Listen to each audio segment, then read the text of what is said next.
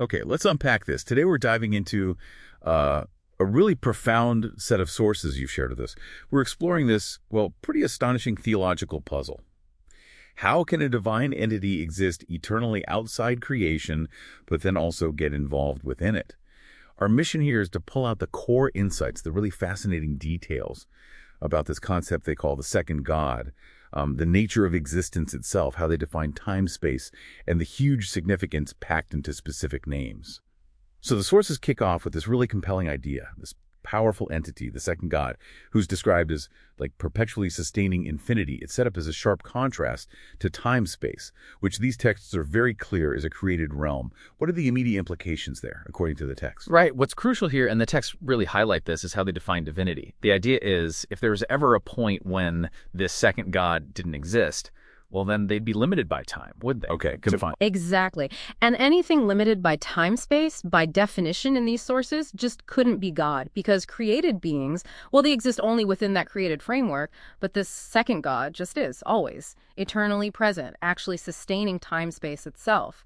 And the sources really hammer home this consistency, stating this entity is the same yesterday, today, and forever. So inconsistency would mean not divine. That's the argument presented, yeah. That implies true divinity, according to these texts, has to be consistent. It's like foundational. Got it.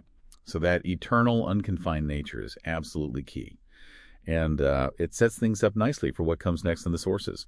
This profound significance of a particular name. A name that seems to sort of bridge that infinite reality with our created one. What do the texts say about this name, the one on the throne? Yeah, this is where it gets really interesting. What's fascinating here is that this name is described as being above all names. It isn't just symbolic. The texts say it actually governs time-space.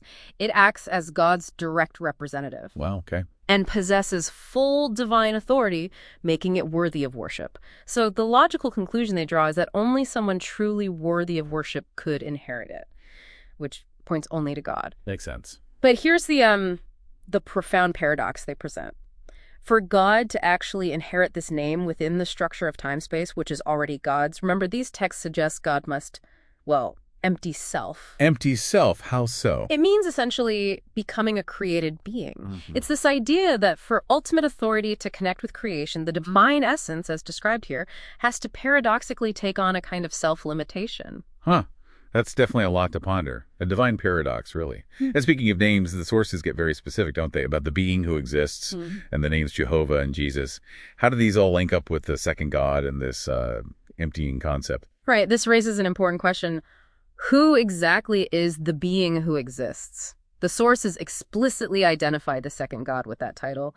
They state pretty clearly that only this entity can truly inherit that title. They then define Jehovah as, I will be what I will be, which they basically equate directly to the being who exists. Okay. And then there's Jesus, that's defined as the being who exists is salvation. And that name, Jesus, is presented as the name above all names. The one from the throne. Precisely. So, to inherit the name Jesus, according to these texts, you have to be the being who exists. You have to come specifically to save created beings. And you must have already done that emptying thing to become a created being yourself. And the texts identify Lord Jesus as this second God who did exactly that. Emptied self became a created being, all for salvation. That's the identification made, yes. It suggests only Lord Jesus fits the criteria to inherit the name Jesus. The Son, who they equate with Jehovah, inherits Jesus to save from sin and, in their view, complete creation. Okay, connecting the dots here. And if we connect this to the bigger picture, the sources say the second God is equal to the first God, even while sustaining infinity. It's this second God who, according to the main narrative here, emptied self to become the first God's only begotten Son. The main narrative. Is there another view? Interestingly, yes.